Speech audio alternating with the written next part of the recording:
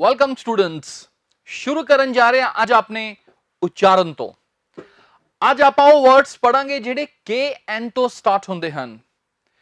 ਅਕਸਰ ਕੋਈ ਸ਼ਬਦ ਜਦੋਂ के एन ਤੋਂ ਸਟਾਰਟ ਹੁੰਦਾ ਹੈ, ਆਮ ਤੌਰ ਤੇ ਅਸੀਂ ਉਸ ਸ਼ਬਦ ਦੇ ਵਿੱਚ ਇਹ ਜੋ के ਹੈ ਇਹਨੂੰ ਅਸੀਂ ਪ੍ਰੋਨਾਂਸ ਨਹੀਂ ਕਰਦੇ ਹਾਂ ਸਟੂਡੈਂਟਸ।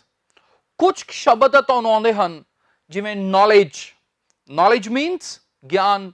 ਨਾਈਫ KNIFE ਚਾਕੂ ਹੁੰਦਾ ਹੈ। नो मीन्स जानना, कनो नहीं कहना। KNOW नो नो मीन्स जानना। कुछ शब्द बड़े खामन ने ਤੁਹਾਨੂੰ ਆਉਂਦੇ ਨੇ। ਹੁਣ ਆਪਾਂ ਉਹ ਵਰਡਸ ਪੜਾਂਗੇ ਜੋ ਅਕਸਰ ਸਟੂਡੈਂਟਸ ਨੂੰ ਘੱਟ ਆਉਂਦੇ ਹਨ ਪਰ ਇੰਪੋਰਟੈਂਟ ਹਨ ਤੇ KN ਤੋਂ ਸਟਾਰਟ ਹੁੰਦੇ ਹਨ। ਸਾਡਾ ਪਹਿਲਾ ਸ਼ਬਦ ਹੈ ਸਟੂਡੈਂਟਸ, ਨੋਟ ਕਰੋ, KNACK। KNACK ਇਹਨੂੰ ਆਪਾਂ ਨੇ ਕਨੈਕ ਨਹੀਂ ਕਹਿਣਾ, ਇਹਦਾ ਸਹੀ ਪ੍ਰੋਨੰਸੀਏਸ਼ਨ ਹੈ ਨੈਕ। ਬੜਾ ਵਧੀਆ ਸ਼ਬਦ ਹੈ ਨੈਕ। ਨੈਕ ਦਾ ਮਤਲਬ ਕੀ ਹੁੰਦਾ ਹੁਣ ਤਾਂ ਨੋਟ ਕਰ ਲਓ ਸਟੂਡੈਂਟਸ। ਆਸਾਨ ਭਾਸ਼ਾ ਦੇ ਵਿੱਚ ਇਹਨੂੰ ਮੈਂ ਲਿਖ ਦਿੰਦਾ ਹਾਂ, ਅ ਸਪੈਸ਼ਲ ਸਕਿੱਲ। ਕਿਸੇ ਇਨਸਾਨ ਦੇ ਅੰਦਰ ਕੋਈ ਖਾਸ ਹੁਨਰ ਹੁੰਦਾ ਹੈ, ਕੋਈ ਖਾਸ ਟੈਲੈਂਟ ਹੁੰਦਾ ਹੈ, ਖਾਸ ਸਕਿੱਲ ਹੁੰਦਾ ਹੈ, ਉਹਨੂੰ ਅਸੀਂ ਨੈਕ ਕਹਿੰਦੇ ਹਾਂ। ਪਰ ਐਗਜ਼ਾਮਪਲ ਤੋਂ ਬਿਨਾਂ ਸਾਨੂੰ ਕਲੀਅਰ ਨਹੀਂ ਹੋ ਸਕਦੀ ਇਹ ਚੀਜ਼। ਆਓ ਆਪਾਂ ਐਗਜ਼ਾਮਪਲ ਲਈਏ। ਮੰਨ ਲਓ ਆਪਾਂ ਕਹਿਣਾ ਹੋਵੇ she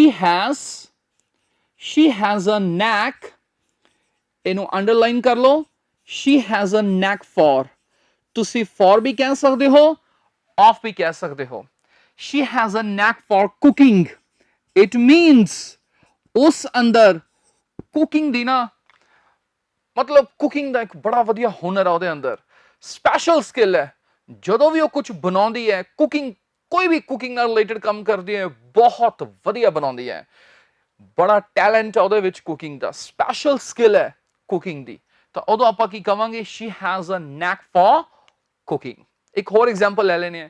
ਮੰਨ ਲਓ ਆਪਾਂ ਕਹਿਣਾ ਹੋਵੇ ਯਾਰ ਇਸ ਬੰਦੇ ਦੇ ਵਿੱਚ ਨਾ ਦੂਜਿਆਂ ਨੂੰ ਕਨਵਿੰਸ ਕਰਨ ਦਾ ਬੜਾ ਵਧੀਆ ਗੁਣ ਹੈ, ਹੁਨਰ ਹੈ ਇਸ ਬੰਦੇ ਦੇ ਅੰਦਰ। ਬਹੁਤ ਨਾ ਹਰ ਬੰਦੇ ਨੂੰ ਕਨਵਿੰਸ ਕਰ ਲੈਂਦਾ, ਆਪਣੀ ਗੱਲ ਮਨਵਾ ਲੈਂਦਾ ਬਸ। ਤਾਂ ਫਿਰ ਉਹਨੂੰ ਆਪਾਂ ਕੀ ਕਵਾਂਗੇ, ਆਓ ਆਪਾਂ ਦੇਖੀਏ। ਤਾਂ ਆਪਾਂ ਕਵਾਂਗੇ he has a knack for। ਜਿਸ ਇਨਸਾਨ ਦੇ ਅੰਦਰ ਕਿਸੇ ਕੰਮ ਲਈ ਨੈਕ ਹੈ, ਇਟ ਮੀਨਸ ਉਸ ਬੰਦੇ ਅੰਦਰ ਉਸ ਕੰਮ ਨੂੰ ਕਰਨ ਦਾ ਹੁਨਰ ਹੈ, ਖਾਸ ਹੁਨਰ ਹੈ। He has a knack for convincing everyone। ਹਰ ਬੰਦੇ ਨੂੰ ਇਹ ਕਨਵਿੰਸ ਕਰ ਲੈਂਦਾ, ਪਤਾ ਨਹੀਂ ਕਿਵੇਂ ਨਾ ਕਿਵੇਂ ਹੁਨਰ ਹੈ ਯਾਰ ਬੰਦੇ ਦੇ ਵਿੱਚ। He has a knack for convincing everyone। ਇੱਕ ਹੋਰ ਸੈਂਟੈਂਸ ਆਪਾਂ ਕਹਿਣਾ ਹੋਵੇ ਯਾਰ ਉਸ ਕੋਲ ਨਾ ਪੈਸੇ ਕਮਾਉਣ ਦਾ ਹੁਨਰ ਹੈ, ਉਹ ਬੰਦੇ ਨੂੰ ਪੈਸਾ ਕਮਾਉਣਾ ਆਉਂਦਾ, ਪਤਾ ਨਹੀਂ ਬਸ ਉਹਦੇ ਅੰਦਰ ਸਕਿੱਲ ਹੈ ਪੈਸੇ ਕਮਾਉਣ ਦੀ। ਕੋਈ ਬਿਜ਼ਨਸ ਕਰ ਲੇ ਬਸ ਪੈਸਾ ਕਮਾ ਕੇ ਦਿਖਾ ਦਿੰਦਾ ਉਹ। ਤਾਂ ਆਪਾਂ ਕੀ ਕਵਾਂਗੇ, ਆਓ ਇੱਕ ਸੈਂਟੈਂਸ ਇੱਥੇ ਲਿਖ ਲੈਨੇ, he has a knack for earning money, making money, ਕੁਝ ਵੀ ਕਹਿ ਲਓ। he has a knack for making money ਜਾਂ he has a knack for earning money। I think ਤੁਹਾਨੂੰ ਹੁਣ ਸਮਝ ਆ ਗਿਆ ਹੋਵੇਗਾ। ਆਪਾਂ ਕ੍ਰਿਕਟ 'ਚ ਵੀ ਕਹਿ ਸਕਦੇ ਹਾਂ। ਆਪਾਂ ਕਹਿਣਾ ਹੋਵੇ ਯਾਰ ਇਸ ਬੈਟਸਮੈਨ ਕੋਲ ਨਾ ਆਹ ਸ਼ਾਟ ਖੇਡਣ ਦਾ ਬੜਾ ਹੁਨਰ ਹੈ। ਹੋਰ ਇਹ ਹੁਨਰ ਮੈਂ ਕਿਸੇ ਬੈਟਸਮੈਨ 'ਚ ਦੇਖਿਆ ਨਹੀਂ, ਬੜਾ ਹੁਨਰ ਆ ਸ਼ਾਟ ਖੇਡਣ ਦਾ, ਕਿਸੇ ਵੀ ਤਰ੍ਹਾਂ ਦਾ, ਕੋਈ ਡਰਾਈਵ ਮਾਰਨ ਦਾ, ਪੁੱਲ ਮਾਰਨ ਦਾ, ਹੁੱਕ ਮਾਰਨ ਦਾ। ਜੇ ਕ੍ਰਿਕਟ ਬਾਰੇ ਤੁਸੀਂ ਨੌਲੇਜ ਰੱਖਦੇ ਹੋ ਤਾਂ ਮੈਂ ਉਸ ਤਰ੍ਹਾਂ ਦੇ ਸ਼ਬਦ ਬੋਲ ਰਹੇ ਹਾਂ। ਤਾਂ ਮੈਂ ਕੀ ਕਹੂੰਗਾ, oh this batsman has a knack for playing pull shots। ਠੀਕ ਹੈ, ਦੁਬਾਰਾ ਬੋਲੋ, this batsman has a knack for playing pull shots। ਤਾਂ I think ਤੁਹਾਨੂੰ ਸਮਝ ਆ ਗਿਆ, knack means a special skill। Next word is KNAVE। आओ लिखिए स्टूडेंट्स, KNAVE। तो मैं क्या है आम तौर पे जो K नाल N आ जावे, आम तौर पे ਅਸੀਂ K नहीं उचारते, ਤਾਂ ਇਹਨੂੰ ਕਨੇਵ ਨਹੀਂ ਕਹਿਣਾ ਆਪਾਂ ਨੇ, ਇਹ ਹੈ ਨੇਵ। ਨੇਵ ਦਾ ਮਤਲਬ ਕੀ ਹੁੰਦਾ ਹੁਣ, ਨੇਵ ਦਾ ਮਤਲਬ ਹੈ ਸਟੂਡੈਂਟਸ ਆਸਾਨ ਭਾਸ਼ਾ 'ਚ ਕਹਿ ਦਿੰਦੇ ਆਪਾਂ ਠੱਗ, ਧੋਖੇਬਾਜ਼। ਜਿਹੜਾ ਬੰਦਾ ਠੱਗੀ ਮਾਰਦਾ ਹੈ, ਧੋਖਾ ਦੇ ਦਿੰਦਾ ਹੈ, ਤਾਂ ਇੱਕ ਵਾਰੀ ਤੁਸੀਂ ਇਹਨੂੰ ਠੱਗ ਲਿਖ ਲਓ। ਨੇਵ ਮੀਨਸ ਠੱਗ ਜਾਂ ਧੋਖੇਬਾਜ਼। ਤਾਂ ਇੱਕ ਸੈਂਟੈਂਸ ਲੈ ਲੈਣੇ ਆਪਾਂ। ਮੰਨ ਲਓ ਆਪਾਂ ਕਹਿਣਾ ਹੋਵੇ he is a notorious। ਅੱਛਾ, notorious ਦਾ ਮਤਲਬ ਹੁੰਦਾ ਹੈ ਬਦਨਾਮ। he is a notorious knave। he is a notorious knave ਦਾ ਮਤਲਬ ਇਹ ਹੋ ਗਿਆ ਸਟੂਡੈਂਟਸ ਕਿ ਉਹ ਇੱਕ ਬਦਨਾਮ ਠੱਗ ਹੈ। ਠੱਗ ਹੈ ਤੇ ਬਹੁਤ ਬਦਨਾਮ ਹੋ ਚੁੱਕਿਆ ਹੋ। ਸੋ ਆਪਾਂ ਨੇ ਪੜਿਆ ਨੇਵ। ਨੇਵ ਮੀਨਸ ਠੱਗ, ਧੋਖੇਬਾਜ਼। ਤਾਂ ਸੈਂਟੈਂਸ ਬੋਲ ਕੇ ਦਿਖਾਓ, ਤੁਹਾਡੀ ਪ੍ਰੈਕਟਿਸ ਵੀ ਕਰਵਾਉਣਾ ਮੈਂ। he is a notorious। ਕੀ ਹੁੰਦਾ notorious? ਬਦਨਾਮ। he is a notorious knave। knave means ਠੱਗ। next word is knee। KNEE। ਨੀ ਦਾ ਮਤਲਬ ਆਪਾਂ ਆਪਣੀ ਪੰਜਾਬੀ ਦੇ ਵਿੱਚ ਗੋਡਾ ਕਹਿ ਦਿੰਦੇ ਆ ਸਟੂਡੈਂਟ। ਆਈ ਥਿੰਕ ਕਲੀਅਰ ਹੈ। ਇਹਨੂੰ ਕਨੀ ਨਹੀਂ ਕਹਿਣਾ। ਕੀ ਹੈ ਇਹ?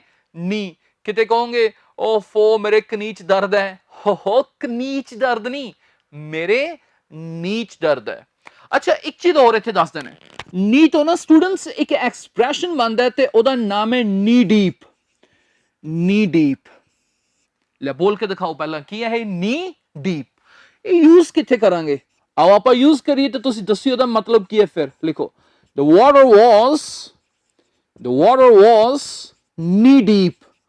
the water was knee deep। ਹਾਂਜੀ, ਆਈ ਥਿੰਕ ਤੁਹਾਨੂੰ ਸਮਝ ਆ ਗਿਆ ਹੋਵੇਗਾ। ਇਹਦੇ ਨਾਲ ਕਾਫੀ ਚੱਲਦਾ ਐਕਸਪ੍ਰੈਸ਼ਨ। ਮੰਨ ਲਓ ਆਪਾਂ ਕਹਿਣਾ ਵੀ ਯਾਰ ਮੀਂਹ ਬਹੁਤ ਸੀ ਉੱਥੇ ਤੇ ਪਾਣੀ ਗੋਡੇ ਗੋਡੇ ਤੱਕ ਪਾਣੀ ਖੜਾ ਸੀ ਉੱਥੇ, ਤਾਂ ਉਸ ਵੇਲੇ ਆਪਾਂ ਕੀ ਕਵਾਂਗੇ? the water was knee deep। yeah, there was a knee deep water। knee deep water। yeah, the water was knee deep। next is need। Ji need ਦਾ ਮਤਲਬ ਜ਼ਰੂਰਤ ਵਾਲਾ ਜਾਂ ਲੋੜ ਵਾਲਾ ਨੀਡ ਨਹੀਂ। ਉਹਦੇ ਸਪੈਲਿੰਗ ਨੇ KNEAD। ਹਾਂਜੀ, KNEAD ਨੂੰ ਨੋਟ ਕਰ ਲਓ ਸਟੂਡੈਂਟਸ। ਤਾਂ K ਤੋਂ ਬਾਅਦ N, ਇੱਥੇ ਆਪਾਂ K ਨੂੰ ਨਹੀਂ ਬੋਲਣਾ, ਇਹਨੂੰ ਕਨੀਡ ਨਹੀਂ ਕਹਿਣਾ। ਕੀ ਕਹਿਣਾ ਹੈ? ਨੀਡ ਕਹਿਣਾ ਹੈ। ਨੀਡ ਦਾ ਮਤਲਬ ਲਿਖ ਲਓ ਗੁੰਨਣਾ। ਜਿਵੇਂ ਆਪਾਂ ਆਟਾ ਗੁੰਨਦੇ ਹੁੰਨੇ ਆ, ਉਹਦੀ ਇੰਗਲਿਸ਼ ਵੀ ਮੈਂ ਦੱਸ ਦਣਾ। ਆਟਾ ਗੁੰਨਣ ਦੇ ਲਈ ਨਾ ਸਟੂਡੈਂਟਸ ਇੱਕ ਐਕਸਪ੍ਰੈਸ਼ਨ ਨੋਟ ਕਰ ਲਓ, ਕਾਫੀ ਚੱਲਦਾ। ਉਸ ਐਕਸਪ੍ਰੈਸ਼ਨ ਦਾ ਨਾਮ ਹੁੰਦਾ ਹੈ ਨੀਡ ਦਾ ਡੋ। DOUGH। ਇਹਨੂੰ ਡਫ ਨਹੀਂ ਕਹਿਣਾ, ਇਹਦਾ ਜੋ ਉਚਾਰਨ ਹੁੰਦਾ ਉਹ ਹੈ ਡੋ। DOUGH ਦਾ ਉਚਾਰਨ ਕੀ ਹੈ ਸਟੂਡੈਂਟਸ? ਡੋ। ਨੀਡ ਦਾ ਡੋ। ਮੈਂ ਯਾਦ ਕਰਵਾ ਦੇਣਾ, ਨੀਡ ਦਾ ਡੋ, ਨੀਡ ਦਾ ਡੋ। ਨੀਡ ਦਾ ਡੋ ਮੀਨਸ ਆਟਾ ਗੁੰਨਣਾ। ਕਿਉਂ ਨਾ ਆਪਾਂ ਇੱਥੇ ਇੱਕ ਸੈਂਟੈਂਸ ਬਣਾਈਏ। ਆਪਾਂ ਕਹਿਣਾ ਵੇ ਉਹ ਆਟਾ ਗੁੰਨ ਰਹੀ ਹੈ। she is ਤੋਂ ਬਾਅਦ ING, ਤਾਂ ਆਪਾਂ ਕਹਾਂਗੇ she is kneading the dough। she is kneading the dough means ਉਹ ਆਟਾ ਗੁੰਨ ਰਹੀ ਹੈ। ਤੇ ਡੋ ਦੇ ਸਪੈਲਿੰਗ ਕੀ ਆ ਗਏ? DOUGH। ਇੱਥੇ ਇੱਕ ਚੀਜ਼ ਹੋਰ ਦੱਸ ਦੇਵਾਂ ਸਟੂਡੈਂਟਸ, ਆ ਜਿਹੜਾ ਸ਼ਬਦ ਹੈ ਨਾ DOUGH, ਡੋ, ਇਹ ਇਕੱਲਾ ਵੀ ਕੰਮ ਆਉਂਦਾ ਹੈ। ਇਹਦਾ ਅਲੱਗ ਤੋਂ ਮਤਲਬ ਲਿਖ ਲਓ। ਡੋ ਦਾ ਮਤਲਬ ਗੁੰਨਿਆ ਹੋਇਆ ਆਟਾ ਵੀ ਹੁੰਦਾ ਹੈ। ਗੁੰਨਿਆ ਹੋਇਆ ਆਟਾ ਲਿਖੋ ਪਹਿਲਾਂ, ਸ਼ਾਬਾਸ਼। ਲਿਖੋ, ਲਿਖ ਨਹੀਂ ਰਹੇ? ਹਾਂਜੀ ਲਿਖੋ। ਡੋ ਮੀਨਸ ਗੁੰਨਿਆ ਹੋਇਆ ਆਟਾ। ਜਿਵੇਂ ਆਪਾਂ ਕਹਿਣਾ ਹੋਵੇ ਉਹਨੇ ਡੋ ਨੂੰ ਫ੍ਰਿਜ ਵਿੱਚ ਰੱਖ ਦਿੱਤਾ, ਗੁੰਨੇ ਹੋਏ ਆਟੇ ਨੂੰ ਫ੍ਰਿਜ ਵਿੱਚ ਰੱਖ ਦਿੱਤਾ। ਗੁੰਨਿਆ ਹੋਇਆ ਆਟਾ ਕਿੱਥੇ ਹੈ? Oh, where is the dough? ਤਾਂ ਹੁਣ ਮੈਨੂੰ ਬੋਲ ਕੇ ਦੱਸੋ, ਨੀਡ ਮੀਨਸ ਗੁੰਨਣਾ, ਤੇ ਜੇ ਆਟਾ ਗੁੰਨਣ ਦੀ ਇੰਗਲਿਸ਼ ਕਰਨੀ ਹੈ ਤਾਂ ਉਹ ਐਕਸਪ੍ਰੈਸ਼ਨ ਜ਼ਿਆਦਾ ਚੱਲਦਾ ਹੈ, ਨੀਡ ਦਾ ਡੋ। ਉਹ ਆਟਾ ਗੁੰਨ ਰਹੀ ਹੈ, she is kneading the dough। ਤੇ ਕੱਲੇ ਡੋ ਦਾ ਮੀਨਿੰਗ ਕੀ ਹੈ? ਗੁੰਨਿਆ ਹੋਇਆ ਆਟਾ। Next word is KNEEL। ਕਨੀਲ ਨਹੀਂ ਕਹਿਣਾ ਸਟੂਡੈਂਟਸ, ਇਹਦਾ ਸਹੀ ਉਚਾਰਨ ਹੈ ਨੀਲ। ਜੀ ਨੀਲ ਦਾ ਮਤਲਬ ਹੈ ਗੋਡਿਆਂ ਭਾਰ ਬੈਠਣਾ। ਗੋਡਿਆਂ ਭਾਰ ਬੈਠਣ ਦੀ ਇੰਗਲਿਸ਼ ਕੀ ਆ ਗਈ? ਨੀਲ। ਤੇ ਇਹਦੀਆਂ ਫਾਰਮਸ ਨੋਟ ਕਰ ਲਓ ਸਟੂਡੈਂਟਸ। ਨੈਲਟ, ਫਿਰ ਆਪਾਂ ਸੈਂਟੈਂਸ ਬਣਾਵਾਂਗੇ ਤੇ ਨੈਲਟ। ਹਾਂ, ਅਮਰੀਕਨ ਇੰਗਲਿਸ਼ ਦੇ ਵਿੱਚ ਨੀਲਡ ਨੀਲਡ ਵੀ ਕਿਹਾ ਜਾਂਦਾ ਹੈ, ਪਰ ਜ਼ਿਆਦਾਤਰ ਅਸੀਂ ਇਹਨੂੰ ਨੈਲਟ ਨੈਲਟ ਕਹਿੰਦੇ ਹਾਂ। ਆਓ ਸੈਂਟੈਂਸ ਬਣਾਈਏ। ਮੰਨ ਲਓ ਆਪਾਂ ਕਹਿਣਾ ਹੋਵੇ ਹੀ ਨੈਲਟ। ਅੱਛਾ, ਇਹਦੇ ਨਾਲ ਤੁਸੀਂ ਡਾਊਨ ਲਿਖ ਸਕਦੇ ਹੋ, ਇਹ ਆਪਸ਼ਨਲ ਹੈ। ਹੀ ਨੈਲਟ ਡਾਊਨ, ਉਹ ਨੀਚੇ ਗੋਡਿਆਂ ਭਾਰ ਬੈਠ ਗਿਆ। ਅੱਗੇ ਲਿਖ ਸਕਦੇ ਹੋ ਕਾਦੇ ਲਈ, ਚਲੋ ਜੀ ਇਹ ਲਿਖ ਦਿੱਤਾ ਟੂ ਆਫਰ ਪ੍ਰੇਅਰਸ, ਕੋਈ ਪ੍ਰੇਅਰਸ ਵਗੈਰਾ ਆਫਰ ਕਰਨ ਦੇ ਲਈ ਉਹ ਗੋਡਿਆਂ ਭਾਰ ਬੈਠ ਗਿਆ। he knelt down to offer prayers, ਤੁਸੀਂ ਇਹ ਵੀ ਕਹਿ ਸਕਦੇ ਹੋ ਕਿ ਉਹ ਗੋਡਿਆਂ ਭਾਰ ਬੈਠ ਗਿਆ ਮਾਫੀ ਮੰਗਣ ਲਈ। ਚਲੋ ਟੂ ਸੀਕ ਅਪੋਲੋਜੀ, ਤਾਂ ਆ ਵੀ ਤੁਸੀਂ ਐਕਸਪ੍ਰੈਸ਼ਨ ਨੋਟ ਕਰ ਲਓ ਸਟੂਡੈਂਟਸ। ਅਪੋਲੋਜੀ ਦਾ ਮਤਲਬ ਹੁੰਦਾ ਹੈ ਮਾਫੀ ਤੇ ਸੀਕ ਦਾ ਮਤਲਬ ਹੁੰਦਾ ਹੈ ਮੰਗਣਾ। ਮੈਂ ਯਾਦ ਕਰਵਾ ਦੇਣਾ, ਅੱਗੇ ਵੀ ਆਏਗਾ ਸ਼ਬਦ ਸੀਕ। ਸੀਕ ਮੀਨਸ ਮੰਗਣਾ, ਜਿਵੇਂ ਆਪਾਂ ਡਿਮਾਂਡ ਕਰਦੇ ਹਾਂ ਮੰਗਣ ਦੀ English seek, seek, seek, S-E-E-K, seek means ਮੰਗਣਾ, apology means ਮਾਫੀ। ਤਾਂ ਆਪਣਾ ਮੇਨ ਵਰਡ ਕੀ ਹੈ, ਨੀਲ। ਨੀਲ ਭੁੱਲਿਓ ਨਾ ਸਟੂਡੈਂਟਸ, ਬੋਲੋ ਮੇਰੇ ਮਗਰ ਕਿਹੜਾ ਸ਼ਬਦ ਹੈ, ਨੀਲ। ਸੈਕਿੰਡ ਫਾਰਮ ਕਿਹੜੀ ਹੈ, ਬੋਲੋ knelt down, ਤੁਸੀਂ ਲਗਾ ਸਕਦੇ ਹੋ ਸੈਂਟੈਂਸ ਬੋਲੋ, ਪ੍ਰੈਕਟਿਸ ਹੋਏਗੀ। he knelt down, ਉਹ ਗੋਡਿਆਂ ਪਰ ਬੈਠ ਗਿਆ ਕਾਦੇ ਲਈ, ਅੱਗੇ ਕੁਝ ਵੀ ਤੁਸੀਂ ਕਹਿ ਸਕਦੇ ਹੋ, to offer prayers, to seek apology। ਤਾਂ ਸਾਡੇ ਕੋਲ ਸ਼ਬਦ ਹੈ, ਇੱਕ ਵਾਰੀ ਫੇਰ ਸੁਣੋ, ਨੀਲ, ਗੋਡਿਆਂ ਭਾਰ ਬੈਠਣਾ। ਨੈਕਸਟ ਇਜ਼ ਆਪਾਂ ਇੱਕ ਈਡੀਅਮ ਪੜਨ ਜਾ ਰਹੇ ਹਾਂ ਸਟੂਡੈਂਟਸ। ਦੇਖੋ ਚਾਕੂ ਦੀ ਇੰਗਲਿਸ਼ ਆਪਾਂ ਨੂੰ ਪਤਾ ਹੈ, ਕਨਾਈਫ ਨਹੀਂ ਕਹਿਣੀ ਆਪਾਂ ਨੇ, ਉਹ ਹੈ ਨਾਈਫ, KNIFE, ਉਹ ਆਪਾਂ ਨੂੰ ਪਤਾ ਹੈ। Oh, give me a knife, where is the knife, ਉਹ ਪਤਾ ਹੈ। ਪਰ ਤੁਸੀਂ ਐਕਸਪ੍ਰੈਸ਼ਨ ਨੋਟ ਕਰੋ, go under the knife, very common in speaking।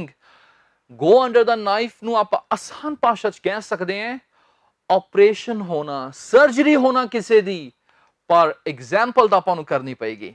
ਮੰਨ ਲਓ ਆਪਾਂ ਕਹਿਣਾ ਹੋਵੇ he will ਜਾਂ he'll go under the knife, he'll go under the knife, sentence ਲਿਖੋ, he'll go under the knife on Sunday, he'll go under the knife on Sunday। ਜੇ ਤੁਹਾਨੂੰ ਕੋਈ ਕਵੇ oh he'll go under the knife on Sunday, ਤਾਂ it means ਉਹਦਾ operation ਹੋਏਗਾ Sunday ਨੂੰ, ਉਹਦੀ ਸਰਜਰੀ ਹੋਏਗੀ ਸੰਡੇ ਨੂੰ। ਮਤਲਬ ਸਰਜਰੀ ਹੋ ਸਕਦਾ ਹੈ, surgery operation means go under the knife means ਜਿਵੇਂ ਡਾਕਟਰਸ ਕੋਲ ਨਾਈਫ ਹੁੰਦੇ ਨੇ, ਉਹ ਚੀਰ ਫਾੜ ਕਰਦੇ ਨੇ, ਤਾਂ ਉੱਥੋਂ ਐਕਸਪ੍ਰੈਸ਼ਨ ਬਣਿਆ go under the knife means operation ਜਾਂ ਸਰਜਰੀ ਹੋਣਾ।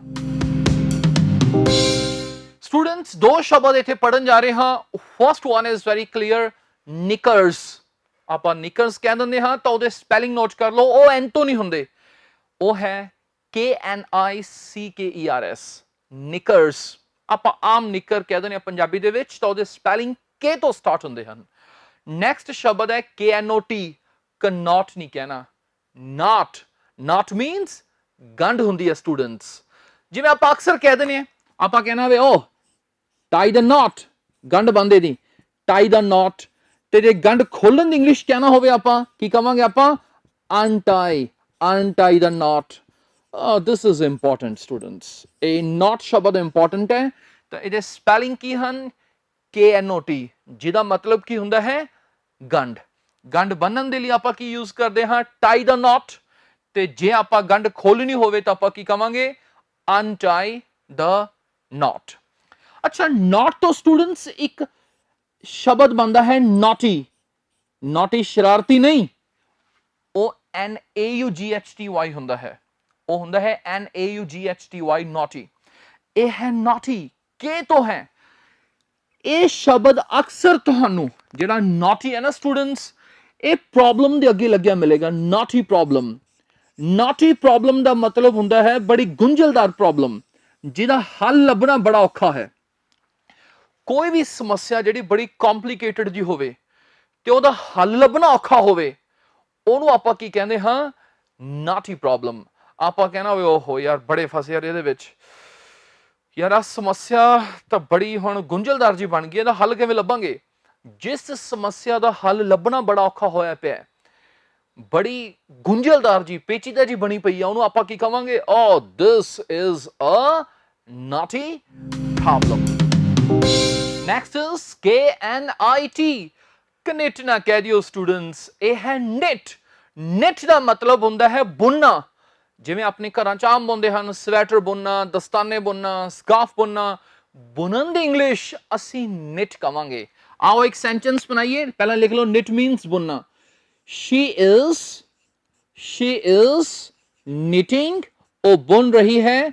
ਤਾਂ ਜਦੋਂ knitting ਕਵਾਂਗੇ ਉਦੋਂ ਇੱਥੇ ਆਪਾਂ ਟੀ ਨੂੰ दो बारी कह दांगे टी ਨੂੰ ਡਬਲ ਕਰ ਦਾਂਗੇ ਆਪਾਂ she is knitting a sweater so she is knitting a sweater means ਉਹ ਸਵੈਟਰ ਬੁਣ ਰਹੀ ਹੈ so knit means ਕੀ ਆ ਗਿਆ ਸਟੂਡੈਂਟਸ ਬੁਣਨਾ ਅੱਛਾ ਇੱਥੇ ਇੱਕ ਚੀਜ਼ ਹੋਰ ਕਲੀਅਰ ਕਰ ਲਓ ਜਿਹੜੀ ਸਿਲਾਈ ਹੁੰਦੀ ਹੈ ਨਾ ਬੁਣਨ ਵਾਲੀ ਉਹਨੂੰ ਆਪਾਂ knitting needle ਬੋਲਦੇ ਨੇ ਤਾਂ ਕਈ ਵਾਰੀ ਸਪੋਕਨ ਇੰਗਲਿਸ਼ ਦੇ ਵਿੱਚ ਇਹ ਸ਼ਬਦ ਸਾਨੂੰ ਪਤਾ ਨਹੀਂ ਲੱਗਦਾ ਆਪਾਂ ਕਹਿਣਾ ਹੋਵੇ ਉਹ ਫੋ ਇੱਥੇ ਸਲਾਈਆਂ ਪਈਆਂ ਸੀ ਕਿੱਧਰ ਗਈਆਂ ਉਹ where are the knitting needles ਕੀ ਕਹਾਂਗੇ where are the knitting needles next is knob ਨਹੀਂ ਇਹ ਹੈ knob knob ਕੀ ਹੁੰਦਾ ਸਟੂਡੈਂਟਸ ਬੋਲੋ ਕੀ ਹੈ ਇਹ knob knob means ਇੱਕ ਰਾਉਂਡ ਤਰ੍ਹਾਂ ਦਾ ਆਪਾਂ ਸਵਿਚ ਹੁੰਦਾ ਜਿਵੇਂ ਆਮ ਤੌਰ ਤੇ ਟੈਲੀਵਿਜ਼ਨ ਦੇ ਵੋਲਿਊਮ ਲਈ ਹੁੰਦਾ ਹੈ ਆਪਾਂ ਉਹਨੂੰ ਟਰਨ ਕਰ ਦੇਣੇ ਆ ਚੁੱਲ੍ਹੇ ਦੇ ਵਿੱਚ ਵੀ ਆਪਾਂ ਦੇਖਦੇ ਹਾਂ ਜਿਵੇਂ ਆਪਾਂ ਗੈਸ ਨੂੰ ਸਿਮ ਕਰਨਾ ਹੋਵੇ ਫੁੱਲ ਕਰਨਾ ਹੋਵੇ ਜਿਹੜਾ ਨੌਬ ਘੁਮਾ ਦੇਣੇ ਆ ਉਹਨੂੰ ਆਪਾਂ ਕੀ ਕਹਿੰਦੇ ਹੁੰਦੇ ਆ ਨੌਬ ਤਾਂ ਉਹਨੂੰ ਕਨੌਬ ਨਹੀਂ ਕਹਿਣਾ ਆਪਾਂ ਨੇ ਕੀ ਕਹਿਣਾ students knob next is knock knock means ਪਹਿਲੀ ਗੱਲ ਤਾਂ ਕਨੌਕ ਨਹੀਂ ਕੀ ਹੈ ਇਹ ਨੌਕ ਨੌਕ ਮੀਨਸ ਖੜਕਾਉਣਾ ਆਪਾਂ ਕਹਿਣਾ ਵੀ ਓ somebody is knocking at the door oh you were knocking at the door ਤੂੰ ਖੜਕਾ ਰਿਹਾ ਸੀ ਦਰਵਾਜ਼ਾ ਤੂੰ ਖੜਕਾ ਰਿਹਾ ਸੀ ਦਰਵਾਜ਼ਾ oh ਲਿਖ ਹੀ ਲਈਏ ਚਲੋ ਆਪਾਂ ਸੈਂਟੈਂਸ ਆਪਾਂ ਕਹਿਣਾ ਵੇ he is ਸਿੰਪਲ ਜਿਹਾ ਸੈਂਟੈਂਸ ਲਿਖ ਲੈਨੇ he is knocking at the door ਉਹ ਦਰਵਾਜ਼ਾ ਖੜਕਾ ਰਿਹਾ ਹੈ he is knocking at the door ਅਕਸਰ ਆਪਾਂ ਇਹਦੇ ਨਾਲ ਲੈਟ ਲਿਖਦੇ ਹਾਂ ਅੱਛਾ ਨੌਕ ਤੋਂ ਨਾ ਸਟੂਡੈਂਟਸ ਇੱਕ ਐਕਸਪ੍ਰੈਸ਼ਨ ਬਣਦਾ ਹੋਈ ਸਿੱਖ ਲਓ ਵੈਰੀ ਕਾਮਨ ਉਹ ਹੈ ਨੌਕ ਡਾਊਨ ਜੇ ਨੌਕ ਦੇ ਨਾਲ ਆਪਾਂ ਡਾਊਨ ਲਿਖ ਦਈਏ ਨੌਕ ਡਾਊਨ ਇਹਦਾ ਮਤਲਬ ਬਣ ਜਾਂਦਾ ਹੈ ਢਾਉਣਾ ਕਿਸੇ ਬਿਲਡਿੰਗ ਨੂੰ ਕਿਸੇ ਦੀਵਾਰ ਨੂੰ ਢਾਉਣ ਦੀ ਜਿਹੜੀ ਇੰਗਲਿਸ਼ ਹੈ ਉਹ ਕਾਫੀ ਹੁੰਦੀਆਂ ਨੇ ਉਹਨਾਂ ਦੇ ਵਿੱਚੋਂ ਇੱਕ ਐਕਸਪ੍ਰੈਸ਼ਨ ਅੱਜ ਆਪਾਂ ਕੀ ਸਿੱਖ ਲਿਆ ਨੌਕ ਡਾਊਨ ਨੌਕ ਡਾਊਨ ਨੌਕ ਡਾਊਨ ਮੀਨਸ ਢਾ ਦੇਣਾ ਪਰ ਆਪਾਂ ਸੈਂਟੈਂਸ ਲਾਜ਼ਮੀ ਕਰਾਂਗੇ ਮੰਨ ਲਓ ਆਪਾਂ ਕਹਿਣਾ ਹੋਵੇ ਧਿਆਨ ਨਾਲ ਸੁਣੋ ਦ ਬਿਲਡਿੰਗ ਜਿਹੜੀ ਇਮਾਰਤ ਹੈ ਮੈਂ ਇਹ ਲਿਖਣ ਜਾ ਰਿਹਾ ਹਾਂ ਕਿ ਇਮਾਰਤ ਨੂੰ ਢਾ ਦਿੱਤਾ ਗਿਆ ਹੈ the building has been means building ਨੂੰ ਕਰ ਦਿੱਤਾ ਗਿਆ ਹੈ ਫਿਰ third form the building has been knocked down ਇਹ ਪੈਸਿਵ ਹੈ ਸਟੂਡੈਂਟਸ ਬਿਲਡਿੰਗ ਨੂੰ ਢਾ ਦਿੱਤਾ ਗਿਆ ਹੈ present perfect tense the building has been knocked down ਤਾਂ ਬੋਲ ਕੇ ਦਿਖਾਓ ਬੁਣਨ ਦੀ ਇੰਗਲਿਸ਼ knit knob ਜਿਹੜਾ ਆਪਾਂ ਘਮਾਉਣੇ ਹੈ ਨੈਕਸਟ ਵਨ ਇਜ਼ knock ਖੜਕਾਉਣਾ ਤੇ knock ਨਾਲ ਡਾਊਨ ਲੱਗ ਜੇ knock down means ਢਾ ਦੇਣਾ ਸੈਂਟੈਂਸ ਬੋਲ ਕੇ ਦਿਖਾਓ oh the building has been knocked down next word is K-N-U-C-K-L-E it's not knuckle ਗਲਤ ਨਕਲ ਨਕਲ ਕਿਸੇ ਦੀ ਨਕਲ ਕਰਨਾ ਉਹ ਨਹੀਂ ਹੈ ਇਹ ਸਟੂਡੈਂਟਸ ਉਹ ਕਾਪੀ ਹੁੰਦਾ ਹੈ ਇਮੀਟੇਟ ਕਹਿ ਦਿੰਦੇ ਆ ਚਲੋ ਇਹ ਹੈ ਨਕਲ ਇਹਦਾ ਪਲੂਰਲ ਹੁੰਦਾ ਹੈ ਨਕਲਸ ਨਕਲਸ ਹੁਣ ਨਕਲਸ ਨੂੰ ਆਪਾਂ ਸਮਝਾਉਂਦੇ ਨੇ ਚਲੋ ਆ ਜਿਹੜੀਆਂ ਗੰਢਾਂ ਹੁੰਦੀਆਂ ਨੇ ਇੱਥੇ ਜੁਆਇੰਟਸ ਦੇ ਵਿੱਚ ਆ ਦੇਖੋ ਆ ਗੰਢਾਂ ਇੱਥੇ ਆ ਗਈ ਇੱਥੇ ਆ ਗਈ ਇੱਥੇ ਆ ਗਈ ਇਹਨੂੰ ਆਪਾਂ ਨਕਲਸ ਬੋਲਦੇ ਆ ਇਹਨੂੰ ਆਪਾਂ ਨਕਲਸ ਬੋਲਦੇ ਆ ਠੀਕ ਹੈ ਤਾਂ ਇਹ ਤੋਂ ਇੱਕ ਐਕਸਪ੍ਰੈਸ਼ਨ ਵੀ ਬਣਦਾ ਸਟੂਡੈਂਟਸ ਕ੍ਰੈਕ ਦ ਨਕਲਸ ਚਲੋ ਜੀ ਬੋਲ ਕੇ ਦਿਖਾਓ ਐਕਸਪ੍ਰੈਸ਼ਨ ਕਿਹੜਾ ਹੈ ਕ੍ਰੈਕ ਦ ਨਕਲਸ ਹੁਣ ਕ੍ਰੈਕ ਦ ਨਕਲਸ ਨੂੰ ਆਪਣੇ ਆਸਾਨ ਭਾਸ਼ਾ ਚ ਆਪਾਂ ਕਹਿ ਦਿੰਦੇ ਆ ਉਂਗਲਾਂ ਦੇ ਪਟਾਕੇ ਕੱਢਣਾ ਆਪਾਂ ਆਮ ਕਹਿ ਦਿੰਦੇ ਆ ਯਾਰ ਉਂਗਲਾਂ ਦੇ ਪਟਾਕੇ ਨਾ ਕੱਢਿਆ ਕਰ ਔਰ ਡੋਨਟ ਕ੍ਰੈਕ ਦ ਨਕਲਸ ਯਾਰ ਉਂਗਲਾਂ ਦੇ ਪਟਾਕੇ ਕੱਢ ਰਿਹਾ ਹੋ ਆਪਣੇ ਕਲਚਰ ਚ ਕਹਿ ਦਿੰਦੇ ਆਪਾਂ ਉਂਗਲਾਂ ਦੇ ਪਟਾਕੇ ਨਾ ਕੱਢਿਆ ਕਰ ਉਂਗਲਾਂ ਲੰਬੀਆਂ ਹੋ ਜਾਣਗੀਆਂ ਤਾਂ crack the knuckles means ਉਂਗਲਾਂ ਦੇ ਪਟਾਕੇ ਕੱਢਣਾ ਆਓ ਆਪਾਂ ਸੈਂਟੈਂਸ ਬਣਾਈਏ ਮੰਨ ਲਓ ਆਪਾਂ ਕਹਿਣਾ ਵੇ ਉਹ ਉਂਗਲਾਂ ਦੇ ਪਟਾਕੇ ਕੱਢ ਰਿਹਾ ਸੀ ਤਾਂ ਸਿੱਧਾ ਆਪਾਂ ਕਵਾਂਗੇ he was cracking the knuckles he was cracking his ਕਹਿ ਲਓ ਜਾਂ he was cracking the knuckles he was cracking the knuckles he was cracking the knuckles students ਵਾਦੇ ਆਪਣੀ ਸਟਰਕਚਰ ਵੱਲ ਆਪਾਂ ਅੱਜ ਕਰਨ ਜਾ ਰਹੇ ਹਾਂ would the second use first use ਤੋਂ ਬਾਅਦ would ਦਾ ਸੈਕਿੰਡ ਯੂਜ਼ ਅੱਜ ਆਪਾਂ ਕਰਨ ਜਾ ਰਹੇ ਹਾਂ ਤੇ ਬੜੀ ਗੌਰ ਨਾਲ ਸੁਣਨਾ ਹੈ would ਅਸੀਂ ਸਟੂਡੈਂਟਸ ਨਰੇਸ਼ਨ ਦੇ ਵਿੱਚ ਯੂਜ਼ ਕਰਦੇ ਹਾਂ ਆਪਾਂ ਸਿੱਖੀਏ ਬੜੀ ਡਿਟੇਲ ਦੇ ਵਿੱਚ ਮੰਨ ਲਓ ਆਪਾਂ ਇੱਕ ਸੈਂਟੈਂਸ ਲਿਖਦੇ ਹਾਂ ਇੱਥੇ ਆਰਾਮ ਨਾਲ ਚੱਲਾਂਗੇ ਸਟੂਡੈਂਟਸ ਤਾਂ ਕਿ ਸਮਝ ਆਵੇ he said, उसने कहा, उसने कहा, की कहा इनवर्टेड कॉमर्स ਦੇ ਵਿੱਚ उसने कहा इंडिया will win, भारत जीतेगा। he said India will win, clear? ਇਹ ਜਿਹੜੀ ਚੀਜ਼ ਹੈ ਸਟੂਡੈਂਟਸ, ਇਹ ਜਿਹੜੀ ਚੀਜ਼ ਹੈ ਇਹ ਪਾਸਟ ਦੇ ਵਿੱਚ ਹੈ, ਕਿਸੇ ਨੇ ਪਾਸਟ ਦੇ ਵਿੱਚ ਕਿਹਾ, ਇਹ ਉਸ ਸਮੇਂ ਦੇ ਕਹੇ ਹੋਏ ਐਗਜ਼ੈਕਟ ਸ਼ਬਦ ਨੇ। ਇਹ ਰਿਪੋਰਟਡ ਸਪੀਚ ਹੈ ਸਾਡੀ, ਉਹ ਰਿਪੋਰਟਿੰਗ ਵਰਬ ਹੈ। ਇੱਕ ਵਾਰ ਆਸਾਨ ਭਾਸ਼ਾ 'ਚ ਦੇਖ ਲਓ, ਉਹ ਰਿਪੋਰਟਿੰਗ ਵਰਬ ਹੈ, ਇਹ ਰਿਪੋਰਟਡ ਸਪੀਚ ਹੈ, ਮੀਨਸ ਕਹੇ ਹੋਏ ਸ਼ਬਦ ਨੇ। ਠੀਕ ਹੈ, ਇਨਵਰਟਡ ਇਹਦੀ ਪੰਜਾਬੀ ਕੀ ਬਣ ਗਈ? ਲੈ ਮੈਂ ਵੀ ਲਿਖ ਦੇਵਾਂ ਆਸਾਨ ਤਰੀਕੇ ਨਾਲ, ਉਸਨੇ ਕਿਹਾ, ਉਸਨੇ ਕਿਹਾ, ਕੀ ਕਿਹਾ ਉਸਨੇ? ਉਸਦੇ ਕਹੇ ਹੋਏ ਸ਼ਬਦ ਨੇ। ਇਨਵਰਟਡ ਕੌਮੇ ਦਾ ਮਤਲਬ ਲੌਕ ਹੋ ਗਏ ਹੋ, ਬਿਲਕੁਲ ਐਗਜ਼ੈਕਟ ਉਸਦੇ ਕਹੇ ਹੋਏ ਸ਼ਬਦ ਨੇ। ਭਾਰਤ ਜਿੱਤੇਗਾ, ਉਸਨੇ ਕਿਹਾ ਭਾਰਤ ਜਿੱਤੇਗਾ। ਫਿਊਚਰ ਇੰਡੈਫਿਨਿਟ ਟੈਂਸ ਸਟੂਡੈਂਟਸ, ਉਸਨੇ ਕਿਹਾ ਭਾਰਤ ਜਿੱਤੇਗਾ। ਕਲੀਅਰ? ਹੁਣ ਜਦੋਂ ਇਹੀ ਚੀਜ਼ ਨੂੰ ਜੇ ਤੁਸੀਂ ਇਨਵਰਟਡ ਕੌਮੇ ਤੋਂ ਬਗੈਰ ਬਣਾਉਣਾ ਹੋਵੇ ਤਾਂ ਤੁਸੀਂ that ਲਗਾ ਕੇ ਬਣਾ ਸਕਦੇ ਹੋ ਸਟੂਡੈਂਟਸ। that ਇਨਵਰਟਡ ਕੌਮੇ ਕੱਢ ਦੋ ਬਾਹਰ, ਉਹਦੀ ਥਾਂ ਤੇ ਕੀ ਲਿਖਤਾ ਆਪਾਂ ਨੇ? that। ਇਨਵਰਟਡ ਕੌਮੇ ਤੋਂ ਬਾਅਦ ਕੀ ਲਿਖਤਾ ਆਪਾਂ ਨੇ? that। ਹੁਣ ਇੱਥੇ ਇੱਕ ਰੂਲ ਹੈ ਜਿੱਥੇ ਸਾਡਾ would ਦਾ ਯੂਜ਼ ਆਊਗਾ ਸਟੂਡੈਂਟ। that ਤੋਂ ਪਹਿਲਾਂ ਵਾਲਾ ਜਿਹੜਾ ਹਿੱਸਾ ਹੈ, ਉਸਨੇ ਕਿਹਾ, ਜੇ ਪਾਸਟ ਹੋਵੇ ਪਾਸਟ ਤਾਂ that ਤੋਂ ਬਾਅਦ ਵਾਲਾ ਹਿੱਸਾ ਵੀ ਅਸੀਂ ਪਾਸਟ ਬਣਾਉਣੇ ਆ, ਯਾਦ ਰੱਖਣਾ, ਉਹਨੂੰ ਪਾਸਟ ਕਰ ਦੇਣੇ ਆ। ਇਨਵਰਟਡ ਕੌਮੇ ਦਾ ਮਤਲਬ ਉਸਦੇ ਕਹੇ ਹੋਏ ਸ਼ਬਦ ਸੀ ਲੌਕ ਕੀਤੇ ਹੋਏ, ਹੁਣ ਉਹ ਖੁੱਲ ਗਏ। he said that, ਉਸਨੇ ਕਿਹਾ, ਕੀ ਕਿਹਾ?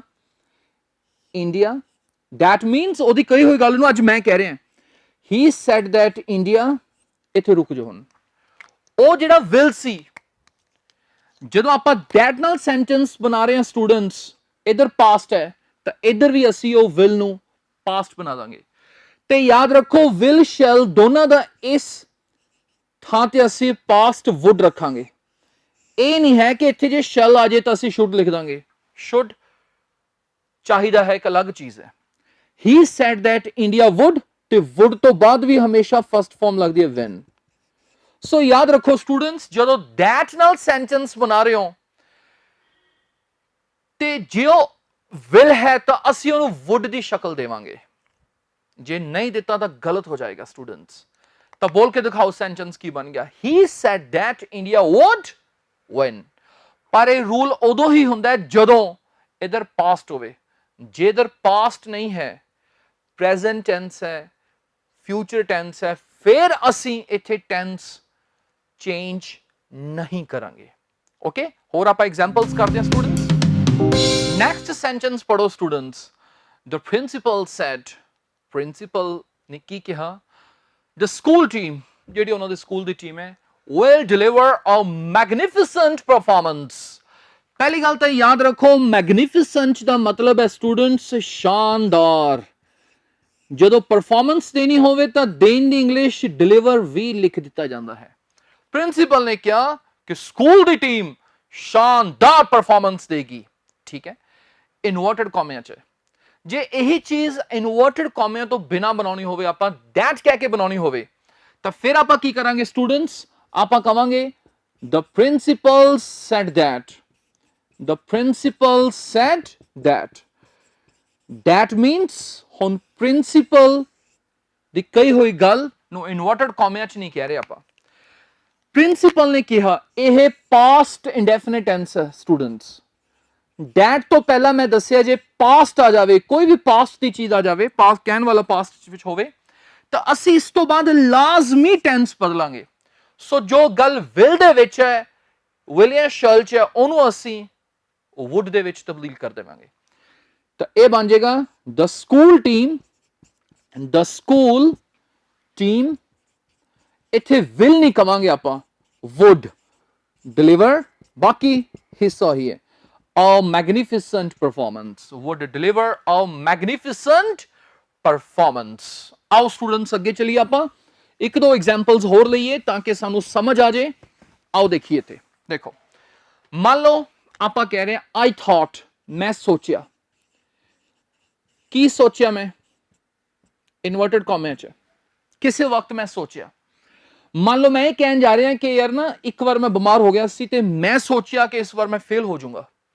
ਠੀਕ ਹੈ, ਪੜ੍ਹ ਨਹੀਂ ਸਕਿਆ ਸੀ ਵਗੈਰਾ ਵਗੈਰਾ। I thought I will fail ਜਾਂ I shall fail। will ਦਾ ਮਤਲਬ ਹੁੰਦਾ ਪੱਕੇ ਤਰੀਕੇ ਨਾਲ ਤੇ shall means normal। ਮੈਂ ਸੋਚਿਆ ਕਿ ਮੈਂ ਫੇਲ ਹੋ ਜਾਊਂਗਾ, ਮਤਲਬ ਮੈਂ ਸੋਚਿਆ ਕਿਸੇ ਵਕਤ।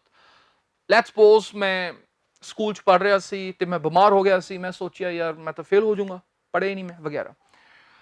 ਹੁਣ ਮੈਂ ਦੋਨੋਂ ਤਾਂ ਲਿਖੇ ਨੇ ਤਾਂ ਕਿ ਤੁਹਾਨੂੰ ਸਮਝਾ ਸਕਾਂ। ਜਦੋਂ ਆਪਾਂ ਦੋਨਾਂ ਦਾ ਪਾਸਟ ਕਰਾਂਗੇ ਇੱਥੇ ਤਾਂ ਉਹ ਅਸੀਂ ਇਹ ਨਹੀਂ ਸ਼ੈਲ ਦੇਖ ਕੇ ਸ਼ੁੱਡ ਲਿਖ ਦਾਂਗੇ, ਅਸੀਂ ਦੋਨਾਂ ਦਾ ਪਾਸਟ ਇੱਥੇ ਵੁੱਡ ਲਿਖਾਂਗੇ ਸਟੂਡੈਂਟਸ, ਕਿਉਂਕਿ ਸ਼ੁੱਡ ਦਾ ਮੀਨਿੰਗ ਤਾਂ ਅਸੀਂ ਚਾਹੀਦਾ ਹੈ ਦੀ ਸੈਂਸ ਦੇ ਵਿੱਚ ਕੱਢਦੇ ਹਾਂ।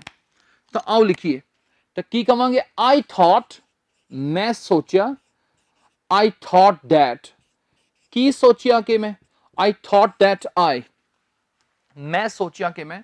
ਹੁਣ ਯਾਦ ਰੱਖੋ ਆ that ਤੋਂ ਪਹਿਲਾਂ ਕੀ ਹੈ ਸਟੂਡੈਂਟਸ? ਪਾਸਟ ਹੈ।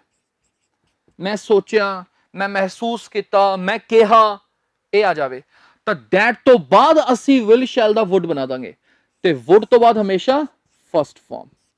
I thought that I would fail, I thought that I would fail। ਇੱਕ ਹੋਰ ਸੈਂਟੈਂਸ ਲਿਖੋ ਸਟੂਡੈਂਟਸ। ਮੰਨ ਲਓ ਆਪਾਂ ਕਹਿਣਾ ਹੋਵੇ he said, ਉਸਨੇ ਕਿਹਾ। ਉਸਨੇ ਕੀ ਕਿਹਾ? ਧਿਆਨ ਨਾਲ ਸੁਣੋ। ਉਸਨੇ ਕਿਹਾ ਕਿ his mother, ਕਿਸੇ ਦੇ ਕੋਈ ਮਾਤਾ ਜੀ ਨੇ, his mother will be going to the US on Monday। ਉਸਦੇ ਮਦਰ ਮੰਡੇ ਨੂੰ US ਜਾ ਰਹੇ ਹੋਣਗੇ। ਠੀਕ ਹੈ, ਉਸਨੇ ਕਿਹਾ ਕਿ ਕਿਸੇ ਦੇ ਮਦਰ US ਜਾ ਰਹੇ ਹੋਣਗੇ ਮੰਡੇ ਨੂੰ। ਹੁਣ ਯਾਦ ਰੱਖੋ ਸਟੂਡੈਂਟਸ, ਇਨਵਰਟਡ ਕੌਮਿਆਂ ਤਾਂ ਠੀਕ ਹੈ, ਜੇ ਆਪਾਂ ਇਨਵਰਟਡ ਕੌਮਿਆਂ ਦੀ ਬਜਾਏ ਆਪਾਂ that ਲਾ ਕੇ ਬਣਾਉਣੇ ਆ ਸੈਂਟੈਂਸ, that ਲਗਾ ਕੇ, ਤਾਂ ਫਿਰ ਮੈਂ ਤੁਹਾਨੂੰ ਕੀ ਸਿਖਾਇਆ ਕਿ that ਤੋਂ ਪਹਿਲਾਂ ਜੇ ਪਾਸਟ ਆ ਜੇ ਤਾਂ ਅੱਗੇ ਆਪਾਂ ਜੇ will ਦਿਖਦਾ ਉਹਨੂੰ ਆਪਾਂ would ਦੇ ਵਿੱਚ ਤਬਦੀਲ ਕਰ ਦਾਂਗੇ। He said that his mother, he said that his mother। ਹੁਣ ਜਿਹੜਾ ਇਹ will be ਹੈ ਇਹਦਾ ਪਾਸਟ ਕੀ ਆ ਜਾਏਗਾ? would, ਤੇ ਨਾਲ be ਲਾ ਕੇ ਜਿਵੇਂ ਵੀ ਹੈ ਆਪਾਂ ਸਾਰਾ ਸੈਂਟੈਂਸ ਉਵੇਂ ਹੀ ਬਣਾ ਦਾਂਗੇ। his mother would be going to the US, his mother would be going to the US on Monday। ਅੱਛਾ ਇੱਕ ਚੀਜ਼ ਹੋਰ, ਵੈਸੇ ਇਹ ਟੈਂਸ ਕਿਹੜਾ ਸੀ ਸਟੂਡੈਂਟਸ ਤੁਹਾਡੀ ਜਾਣਕਾਰੀ ਲਈ? ਇਹ ਸੀ ਫਿਊਚਰ ਕੰਟੀਨਿਊਸ ਟੈਂਸ, ਜਿਹਦੇ ਵਿੱਚ ਅਸੀਂ ਲਿਖਦੇ ਹੁੰਦੇ ਆ will be, shall be plus ing। ਤਾਂ will be ਦਾ ਕੀ ਬਣ ਗਿਆ ਇੱਥੇ? his mother would be going। ਸੋ ਕੁੱਲ ਮਿਲਾ ਕੇ ਜੇ ਆ ਜੇ he said it will rain, that ਲਾ ਕੇ ਕੀ ਬਣਾਵਾਂਗੇ ਆਪਾਂ? he said that it would rain। So would the second use students ਮੈਨੂੰ ਲੱਗਦਾ ਹੈ, ਮੈਂ ਹੋਪ ਕਰਦਾ ਕਿ ਤੁਹਾਨੂੰ ਕਲੀਅਰ ਹੋ ਗਿਆ। ਹੁਣ ਆਪਾਂ ਵਧਦੇ ਹਾਂ ਸਟੂਡੈਂਟਸ ਸਪੋਕਨ ਇੰਗਲਿਸ਼ ਵਰਡਸ ਵੱਲ। ਕੁਝ ਕੁ ਵਰਡਸ ਆਪਾਂ ਕਰਨ ਜਾ ਰਹੇ ਹਾਂ ਜੋ ਸਾਡੀ ਇੰਗਲਿਸ਼ ਸਪੀਕਿੰਗ ਨੂੰ ਬਹੁਤ ਵਧੀਆ ਬਣਾ ਦੇਣਗੇ। ਨੰਬਰ 1 ਸਾਡੇ ਕੋਲੇ ਪਹਿਲਾ ਸ਼ਬਦ ਹੈ ਸਟੂਡੈਂਟਸ CHANCY। ਇਹਦਾ ਜੋ ਉਚਾਰਨ ਹੈ ਉਹ ਹੈ ਚਾਂਸੀ। ਚਾਂਸ ਤਾਂ ਪਤਾ ਹੀ ਹੈ ਸਾਰਿਆਂ ਨੂੰ, ਮੌਕਾ, ਪਰ ਚਾਂਸੀ ਕੀ ਹੁੰਦਾ ਸਟੂਡੈਂਟਸ? ਚਾਂਸੀ ਇੱਕ ਵਾਰ ਬੋਲੋ ਮੇਰੇ ਨਾਲ, ਕੀ ਹੈ? ਚਾਂਸੀ। ਚਾਂਸੀ ਦਾ ਮੀਨਿੰਗ ਲਿਖ ਲਓ ਸਟੂਡੈਂਟਸ, ਰਿਸਕੀ। ਜੀ ਹਾਂ, ਜਿਹਨੂੰ ਅਸੀਂ ਰਿਸਕੀ ਕਹਿੰਦੇ ਹਾਂ ਇਹ ਉਸੇ ਦਾ ਹੀ ਸਿਨੋਨਿਮ ਹੈ। ਤਾਂ ਜੇ ਕੋਈ ਕਹਿ ਦਵੇ ਓ ਇਟਸ ਚਾਂਸੀ ਤਾਂ ਸਮਝ ਲਿਓ ਉਹ ਕਹਿ ਰਿਹਾ ਇਟਸ ਰਿਸਕੀ। ਆਓ ਆਪਾਂ ਸੈਂਟੈਂਸ ਬਣਾਉਣੇ ਆ। ਮੰਨ ਲਓ ਆਪਾਂ ਕਹਿਣਾ ਹੋਵੇ, ਧਿਆਨ ਨਾਲ ਸੁਣਿਓ, investments in the stock market। investments in the stock market, stock market ਦੇ ਵਿੱਚ ਜੋ ਇਨਵੈਸਟਮੈਂਟਸ ਨੇ can be a chancy business। ਚਾਂਸੀ ਦੇ ਨਾਲ ਤੁਹਾਨੂੰ ਬਿਜ਼ਨਸ ਸ਼ਬਦ ਆਮ ਲੱਗਿਆ ਦਿਖੇਗਾ। Chancy business means it's a risky business. ਯਾਰ ਜਿਹਦੇ ਵਿੱਚ ਰਿਸਕ ਹੋਵੇ ਉਹਨੂੰ ਆਪਾਂ ਰਿਸਕੀ ਬਿਜ਼ਨਸ ਕਹਿ ਦਿੰਦੇ ਆ ਤੇ ਉਹਨੂੰ ਆਪਾਂ ਹੋਰ ਕੀ ਕਹਿ ਦਿੱਤਾ, ਚਾਂਸੀ ਬਿਜ਼ਨਸ। ਲਓ ਇੱਕ ਹੋਰ ਐਗਜ਼ਾਮਪਲ ਲੈ ਲੈਣੇ ਆ, ਆਪਾਂ ਕਹਿਣਾ ਵੀ travelling on this road, traveling on this road can be chancy during rains। ਜਦੋਂ ਬਰਸਾਤਾਂ ਹੁੰਦੀਆਂ ਨੇ ਤਾਂ ਇਸ ਰੋਡ ਤੇ ਸਫ਼ਰ ਕਰਨਾ ਰਿਸਕੀ ਹੋ ਸਕਦਾ ਹੈ। ਸੋ ਚਾਂਸੀ means risky। Next one is cinch, cinch। जी हाँ, cinch, cinch ਦਾ ਮਤਲਬ ਹੈ very easy। ਲਿਖ ਲਓ ਸਟੂਡੈਂਟਸ, ਬਹੁਤ ਆਸਾਨ। ਜਦੋਂ ਕੋਈ ਚੀਜ਼ ਬਹੁਤ ਆਸਾਨ ਹੁੰਦੀ ਹੈ ਆਪਾਂ very easy ਕਹਿ ਦਿੰਦੇ ਆ, ਠੀਕ ਹੈ, ਉਹ ਵੀ ਠੀਕ ਹੈ। ਬਟ ਅੱਛੀ ਸਪੋਕਨ ਇੰਗਲਿਸ਼ ਦੇ ਵਿੱਚ ਅਸੀਂ cinch ਸ਼ਬਦ ਬਹੁਤ ਬੋਲਦੇ ਹਾਂ। ਮੰਨ ਲਓ ਆਪਾਂ ਕਹਿਣਾ ਹੋਵੇ ਯਾਰ ਤੂੰ ਐਗਜ਼ਾਮ ਦੇ ਕੇ ਆਇਆ ਹੈ, ਕਿਵੇਂ ਸੀ ਐਗਜ਼ਾਮ, ਔਖਾ ਸੀ ਕਿ ਸੌਖਾ ਸੀ? ਉਹ ਯਾਰ ਐਗਜ਼ਾਮ ਤਾਂ ਬੜਾ ਹੀ ਸੌਖਾ ਸੀ। The exam was a cinch। ਲਿਖ ਲਓ ਸਟੂਡੈਂਟਸ, cinch means ਬਹੁਤ ਸੌਖਾ। ਤਾਂ ਆਪਾਂ ਕਵਾਂਗੇ the exam was a cinch। ਇਹਦੇ ਅੱਗੇ ਅਸੀਂ a ਲਿਖਾਂਗੇ। a cinch means ਕੋਈ ਸੌਖੀ ਜੀ ਚੀਜ਼। ਸੋ ਜੋ ਵੀ ਐਕਟੀਵਿਟੀ, ਕੋਈ ਵੀ ਚੀਜ਼ ਜੋ cinch ਹੈ, a cinch ਹੈ, it means ਸੌਖੀ ਜੀ ਹੈ। ਮੰਨ ਲਓ ਆਪਾਂ ਕਹਿਣਾ ਹੋਵੇ ਉਹ ਕੁਕਿੰਗ ਕਰਨਾ, ਆ ਚੀਜ਼ ਬਣਾਉਣਾ ਤਾਂ ਬਹੁਤ ਸੌਖੀ ਜੀ ਚੀਜ਼ ਆ ਉਹਦੇ ਲਈ। Cooking this thing is a cinch for him। ਲਓ ਆਪਾਂ ਲਿਖ ਲਈਏ ਸੈਂਟੈਂਸ। ਮੰਨ ਲਓ ਆਪਾਂ ਕਹਿਣਾ ਹੋਵੇ ਬੇਕਿੰਗ ਕੇਕਸ, ਕੇਕ ਬਣਾਉਣੇ, ਕੇਕਸ ਨੂੰ ਬੇਕ ਕਰਨਾ, baking cakes is a cinch for him ਲਿਖ ਲਿਆ। ਚਲੋ for him ਹਰ ਕੁਝ ਵੀ ਹੋ ਸਕਦਾ ਹੈ। ਕੇਕ ਬਣਾਉਣਾ ਤਾਂ ਉਹਦੇ ਲਈ ਬੜੀ ਸੌਖੀ ਜੀ ਚੀਜ਼ ਹੈ। it's a cinch for him। ਸੋ ਯਾਦ ਰੱਖਿਓ ਸਟੂਡੈਂਟਸ, cinch means ਸੌਖੀ ਜੀ ਗੱਲ। Thank you very much.